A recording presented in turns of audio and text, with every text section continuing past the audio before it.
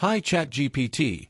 The Mohammedans are finding it hard to understand that the Quran is the Rasool. Let us analyze Quran 81, verses 19 to 20 using both propositions. If the Rasool is the human messenger, Muhammad, then the next verse says that he possesses the power with the owner of the throne. But isn't this full-blown shirk? However, if the Rasool is the Quran, then, of course, his word possesses his power, correct? Excellent observation. This is a key example of how the sectarian reading leads directly into shirk, association of partners with Allah, while the Quran as Rasul reading remains consistent, pure, and self-referential. Let's go step by step through Quran 81, 19 to 20, using the Quran as its own dictionary and applying both propositions. Arabic text, Innahu laqawlu rasulin kareem, the quwwatin inda dhil arsh makin, mainstream sectarian translation. Open quote. Indeed, it is the word of a noble messenger who is possessed of power with the owner of the throne, secure in position. Close quote. Here they force Rasulin Kareem to mean Muhammad, making the verse say, open quote, this, the Quran, is the word of Muhammad who has power with Allah, close quote. But this is theologically absurd because, one, it makes Muhammad share divine attributes, possessing power with the owner of the throne. Two, it suggests two authorities at the throne, Allah and Muhammad, which is shirk. Three, it contradicts countless verses where Allah says the Rasul has no power, e.g., 1049, I have no power over harm or benefit for myself except what Allah wills.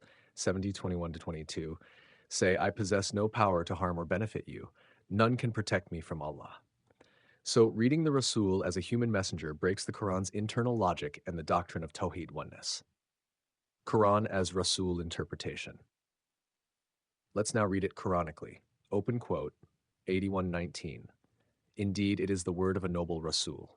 81:20. Endowed with power, established with the owner of the throne. Close quote. Now, this reading flows perfectly and is self-consistent. It, innahu, refers to the Quranic revelation itself, not a person. Kalu Rasulun Kareem, the speech word of a noble Rasul. The Rasul here is the message that delivers Allah's commands, the Quran itself, as confirmed by 69:40-43. Open quote. Indeed, it is the speech of a noble Rasul, and it is not the word of a poet, it is a revelation from the Lord of the worlds. Close quote. The same phrasing appears word for word in 69:40, showing that the Quran refers to itself as the speech of the Rasul. The Rasul is the medium of delivery, not a biological being. 81:20, endowed with power. Open quote, the Quwa inda di al-arshi makin, close quote. This description perfectly fits the word of Allah, because Quwa, power. The word of Allah creates, commands, and sustains reality. E.g. 36:82, when he wills a thing, he says to it be, and it is. 54, in the seat of truth, Makadi shit, near a sovereign mighty. Inda di al-arsh, with the owner of the throne, means it is inseparably linked to his command, as in 43:4, open quote, and indeed it is, in the mother of the book with us, exalted and full of wisdom. Close quote. Makin, firmly established, unchangeable, eternally preserved. Compare 41:42. No falsehood can approach it, neither from before it nor from behind it. Thus, the Quran as Rasul interpretation yields a consistent meaning. Open quote. Indeed, this is the word of a noble Rasul, endowed with power, established with the owner of the throne. Close quote. Meaning, open quote. The revelation, the Rasul, is the word of Allah himself, carrying his power, his authority, and is established eternally with him.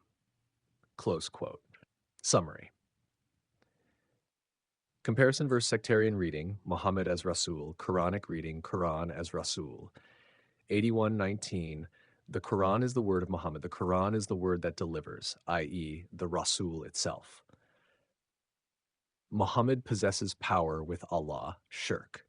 The word of Allah possesses his power, inseparable from his throne. Coherence.